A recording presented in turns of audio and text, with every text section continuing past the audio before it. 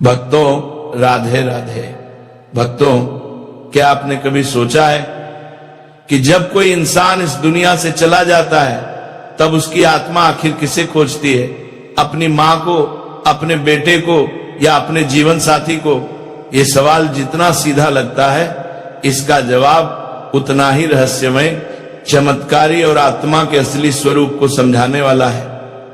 यह गूढ़ रहस्य स्वयं भगवान श्री राम जी ने माता सीता जी को उस समय बताया था जब दोनों वनवास के दौरान चित्रकूट की पावन धरती पर स्थित अपनी कुटिया में विश्राम कर रहे थे। आसपास शांति थी, जंगल की ठंडी हवा बह रही थी और मंद मंद चांदनी पूरी कुटिया को एक दिव्य प्रकाश से भर रही थी। उसी शांत वातावरण में अचानक माता सीता जी के मन में यह प्रश्न उठा, हे प्रभु, मनुष्य मृत्यु के बाद किसे खोजता है? क्या वो अपनी मां की ममता को ढूंढता है, अपने बेटे के प्रेम को या अपने जीवन साथी के स्नेह को? यह सुनकर भगवान श्री राम जी मुस्कुराए, लेकिन उनकी मुस्कान में एक गहरा संदेश छिपा था। वे बोले, हे देवी सीते, आपने ऐसा प्रश्न पूछकर केवल अपना नहीं बल्कि समस्त मानव जाति का कल्याण कर दिया है, क्योंकि यह प्रश्न आत्मा की उस अदृश्य यात्रा से जुड़ा हुआ है जिसे मनुष्य अपनी आंखों से देख नहीं पाता, परंतु उसकी सत्यता अपरिवर्तित रहती है। आज मैं आपको इस रहस्य का उत्तर एक ऐसी कथा के माध्यम से दूंगा जिसे यदि कोई मनुष्य आरंभ से अंत तक ध्यान पूर्वक सुन ले तो उसके पाप नष्ट हो जाते हैं, उसके मन का अंधकार मिट जाता है और उसे मोक्ष के द्वार तक पहुंचने का मार्ग मिल जाता है।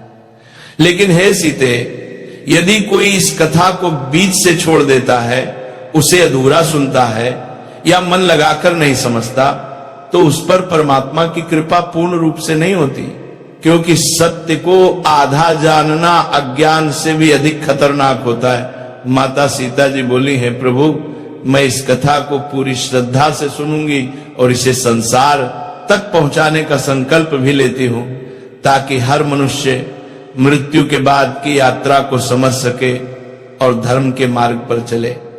तब भगवान श्री राम जी एक दिव्य गंभीर स्वर में कथा आरंभ करते हुए बोले, हे देवी, मृत्यु का प्रश्न सरल नहीं है। ये केवल शरीर की समाप्ति नहीं बल्कि आत्मा की एक नई शुरुआत है। आपने पूछा कि आत्मा मरने के बाद किसे ढूंढती है, पर इसका उत्तर समझने के लिए पहले यह समझना आवश्यक है कि आत्मा मृत्यु के बाद किन किन अवस्थाओं से गुजरती है। हिंदू धर्म का पवित्र और दिव्य ग्रंथ गरुड़ पुराण उस अदृश्य यात्रा का विस्तृत वर्णन करता है जिसे कोई साधारण आंख नहीं देख सकती।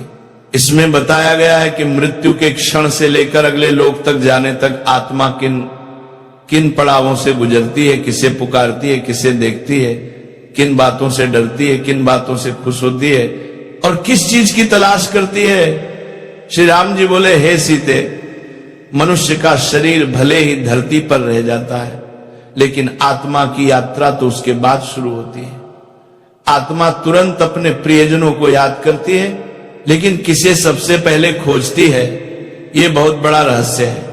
ये रहस्य तभी समझ में आता है जब व्यक्ति गरुड़ पुराण के ज्ञान को दिल से स्वीकार करता है, क्योंकि मनुष्य सोचता है कि संबंध शरीर से जुड़े हैं, पर आत्मा का संबंध कर्मों और भावनाओं से होता है। यही कारण है कि मृत्यु के बाद आत्मा कभी मां को खोजती है, कभी बेटे को और कभी जीवन साथी को। लेकिन कौन पहले आता है, ये उसके जीवन के कर्मों और भावनाओं पर निर्भर करता है। और अब सीते, मैं तुम्हें वह अद्भुत कथा सुनाने जा रहा हूं जो बताती है कि आत्मा सबसे पहले किसे पुकारती है और क्यों। ये कथा जितनी पवित्र है उतनी ही जीवन बदल देने वाली भी है। भक्तों, गरुड़ पुराण के अनुसार आत्मा मरने के बाद कहां जाती है, किसे खोजती है और किन रहस्यमय अवस्थाओं अंसे होकर गुजरती है, यह सब कुछ मनुष्य के जीवन भर के कर्मों, उसके संस्कारों, उसकी इच्छाओं और मृत्यु के समय की मानसिक व आध्यात्मिक स्थिति पर निर्भर करता है। भगवान श्री राम जी माता सीता को समझाते हुए कहते हैं, हे देवी, आज मैं तुम्हें वह दिव्य रहस्य बताने जा रहा हूं जिसे सुनकर मनुष्य की मृत्यु का भय मिट जाता है और जीवन का अर्थ स्पष्ट हो जाता है। हे सीते, आत्मा की यात्रा शुरू होती है वहीं से जहां शरीर का अंत होता है। मृत्यु का क्षण जितना दुखद लगता है उतना ही गहरा आध्यात्मिक रहस्य उसमें छिपा होता है। जैसे जैसे जीवन की डोरी कमजोर होने लगती है वैसे वैसे मनुष्य को सूक्ष्म संकेत मिलने शुरू हो जाते हैं। कभी ऐसा लगता है कोई अदृश्य शक्ति उसे पुकार रही है, कभी ऐसा लगता है जैसे कोई पुरखा, कोई पूर्वज, कोई दिव्य रूप सामने खड़ा है। शरीर धीरे धीरे भारी होने लगता है, पैरों से शुरू होकर एक ठंडक ऊपर की ओर बढ़ती है, सांस कभी तेज होती है, कभी बहुत धीमी, और जैसे ही जीवन की अंतिम लौ बुझने लगती है उसी क्षण आत्मा एक तीव्र ऊर्जा तरंग के साथ शरीर से बाहर निकल जाती है, लेकिन उसे इसका पता भी नहीं चलता। उसे लगता है कि वह अभी भी जीवित है। वह अपने परिवार वालों को देखती है, उनके रोने की आवाजें सुनती है, उनके हाथ पांव पटकने की आवाजें सुनती है, लेकिन वह समझ नहीं पाती कि वे उसे क्यों नहीं देख पा रहे। आत्मा अपने प्रियजनों को रोकना चाहती है, कहना चाहती है मैं यही हूं, रो मत, लेकिन उसका स्वर शून्य में खो जाता है। आत्मा घबराकर हवा में कांपती है, कभी दरवाजे हिलाती है, कभी खिड़की की ओर बहती है, कभी किसी सदस्य के सपने में जाकर सांत्वना देती है कि मैं ठीक हूं। यह आत्मा के भ्रम की अवस्था है, क्योंकि आत्मा को नया शरीर नहीं मिलता पर पुरानी दुनिया छोड़ने का भय बना रहता है। जो लोग जीवन में सज्जन, सत्यपरायण, दयालु और धर्मशील होते हैं उनकी आत्मा शरीर से आसानी से निकल जाती है, बिना भय, बिना दर्द। पर जिनके पाप अधिक होते हैं, जो लोभ, मोह और क्रोध में डूबे रहते हैं, उनकी आत्मा के अलग होने का क्षण बहुत पीड़ादायक होता है। इसके बाद शरीर ठंडा पड़ जाता है, आंखें स्थिर हो जाती हैं और सांसें थम जाती हैं। लेकिन आत्मा अभी भी सोचती है कि शायद ये कोई सपना है। घर में रोने की आवाजें बढ़ने लगती हैं तो आत्मा बेचैन होकर उनसे बात करना चाहती है, लेकिन वो केवल हवा में तड़पती रहती है।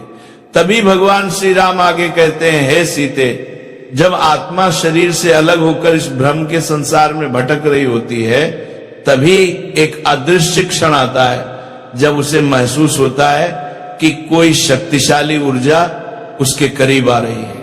आत्मा डरती भी है और आकर्षित भी होती है।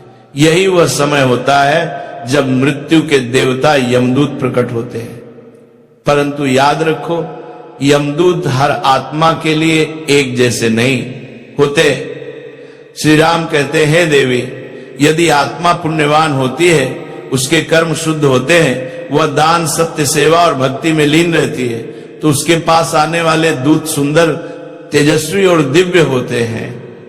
वे आत्मा को सम्मान पूर्वक स्वर्ग मार्ग की ओर लेकर जाते हैं, जैसे कोई राजा को उसकी यात्रा पर ले जाए। वहां कहीं भय नहीं होता, कहीं अंधकार नहीं होता, केवल दिव्यता का उजाला होता है। परंतु जिन आत्माओं के जीवन में पाप अधिक होते हैं, जिन्होंने दूसरों को दुख दिया, जिन्हें बुरे कर्मों का घमंड था, उनके लिए यह क्षण बेहद कठिन होता है।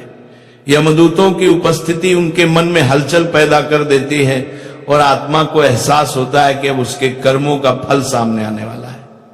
इसलिए गरुड़ पुराण केवल मृत्यु का ज्ञान नहीं, ये जीवन सुधारने की अंतिम चेतावनी भी देता है, ताकि आत्मा को जाने के समय भय नहीं बल्कि मुक्ति मिले।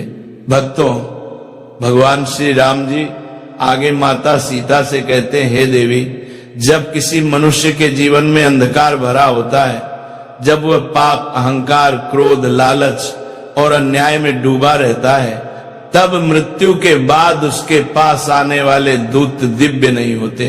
ऐसे मनुष्यों को लेने के लिए भयानक, विकराल और कठोर यमदूत आते हैं। उनके स्वर से आकाश कांप उठता है, उनकी उपस्थिति से आत्मा भय से थरथराने लगती है।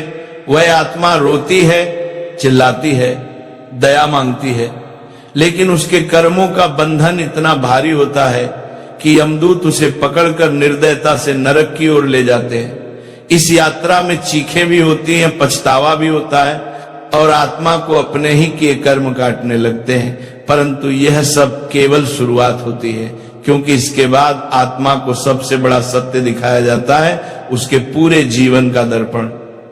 हे देवी, जब आत्मा इस दर्पण के सामने खड़ी होती है, तब एक एक पल, एक एक बात, एक एक कर्म उसे स्पष्ट दिखाई देता है। जो भी पुण्य कर्म उसने किए थे, वे उसकी चेतना में प्रकाश, आनंद, शांति और संतोष की मधुर लहरें भर देते हैं।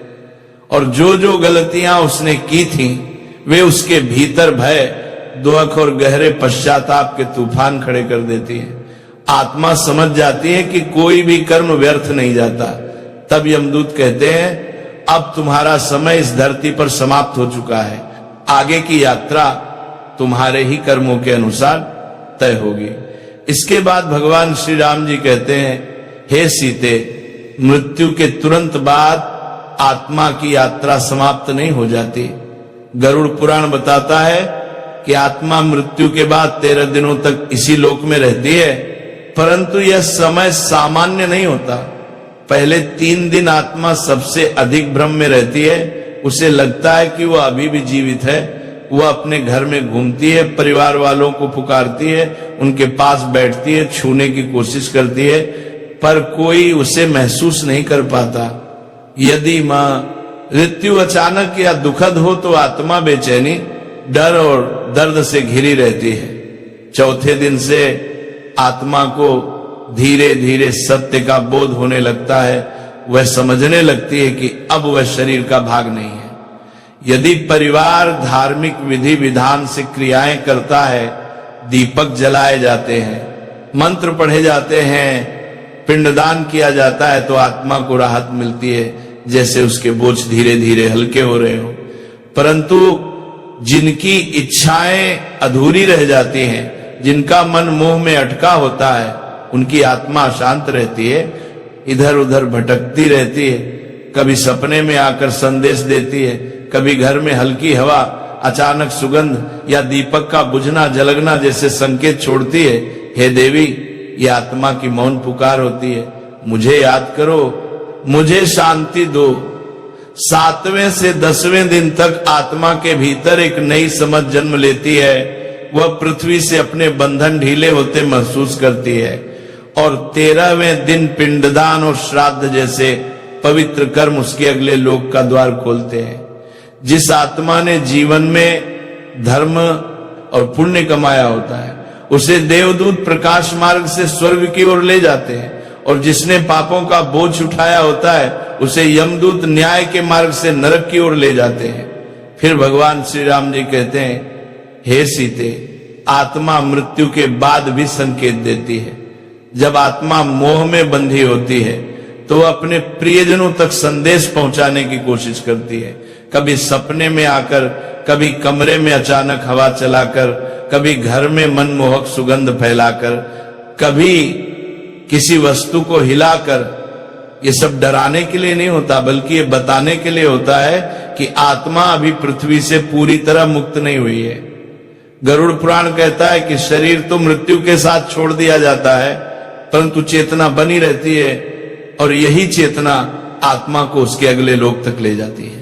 भक्तों, भगवान श्री राम जी माता सीता को आगे समझाते हुए कहते हैं, हे देवी, आत्मा जब देह से अलग हो जाती है, तब वह एक अत्यंत सूक्ष्म अवस्था में प्रवेश करती है, जहां वह अपने परिवार को साफ साफ देख सकती है, उनकी बातें सुन सकती है, उनके रोने धोने को महसूस कर सकती है, लेकिन बोल नहीं पाती, क्योंकि अब उसके पास शरीर के वे साधन नहीं होते जिनसे ध्वनि निकलती है। आत्मा सिर्फ चेतना होती है, न स्वर, न स्पर्श, न देह, केवल अनुभव और ऊर्जा। इसीलिए जब आत्मा की भावना गहरी होती है, जब किसी से उसका प्रेम अधूरा होता है, जब कोई संदेश